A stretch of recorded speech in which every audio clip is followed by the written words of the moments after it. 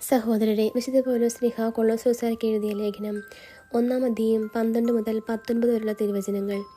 പ്രകാശത്തിൽ വിശുദ്ധരോടൊപ്പം പങ്കുചേരാനുള്ള അവകാശത്തിന് നമ്മെ യോഗ്യരാക്കിയ പിതാവിന് കൃതജ്ഞത അർപ്പിക്കുവിൻ. അന്ധകാരത്തിൻ്റെ ആധിപത്യത്തിൽ നിന്ന് അവിടുന്ന് നമ്മെ വിമോചിപ്പിച്ചു. അവിടുത്തെ പ്രിയപുത്രൻ്റെ രാജ്യത്തിലേക്ക് നമ്മെ ആനയിക്കുകയും ചെയ്തു. അവരിലാണല്ലോ നമുക്ക് രക്ഷയും പാപമോചനവും ലഭിച്ചിരിക്കുന്നത്. അവൻ അദൃശ്യനായ ദൈവത്തിൻ്റെ പ്രതിരൂപവും എല്ലാ സൃഷ്ടികൾക്കും മുമ്പുള്ള ആദിജാതനുമാണ്. കാരണം അവരുടെ സ്വർഗത്തിലും ഭൂമിയിലുമുള്ള ദൃശ്യവും അദൃശ്യവുമായ എല്ലാ വസ്തുക്കളും സൃഷ്ടിക്കപ്പെട്ടു. സിംഹാസനങ്ങളോ ആധിപത്യങ്ങളോ ശക്തികളോ അധികാരങ്ങളോ എന്തുമാകട്ടെ, എല്ലാം അവനിലൂടെയും അവനു വേണ്ടിയുമാണ് സൃഷ്ടിക്കപ്പെട്ടത്. അവനാണ് എല്ലാറ്റിനും മുമ്പുള്ളവൻ. അവനിൽ സമസ്തവും സ്ഥിതി ചെയ്യുന്നു. അവൻ സഭയാകുന്ന ശരീരത്തിൻ്റെ ശിരസ്സാണ്.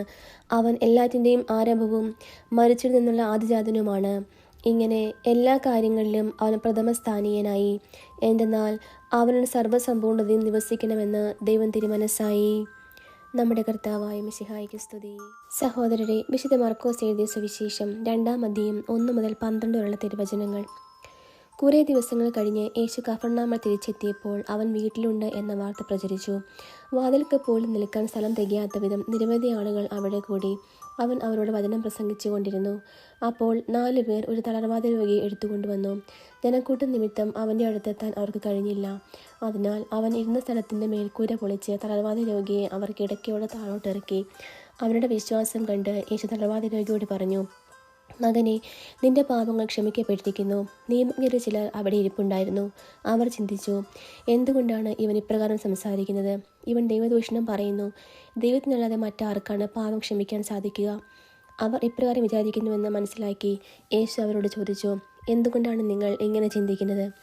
ഏതാണ് എളുപ്പം, തളർവാദ രോഗിയോട് നിന്റെ പാപങ്ങൾ ക്ഷമിക്കപ്പെട്ടിരിക്കുന്നു എന്ന് പറയുന്നതോ, എഴുന്നേറ്റ് നിന്റെ കിടക്കയും എടുത്ത് നടക്കുക എന്ന് പറയുന്നതോ?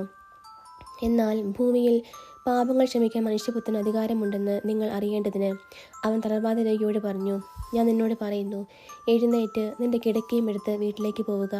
തലക്ഷണം അവൻ എഴുന്നേറ്റ് കിടക്കയും എടുത്ത് എല്ലാവരും കാണുക പുറത്തേക്ക് പോയി. എല്ലാവരും വിസ്മയിച്ചു.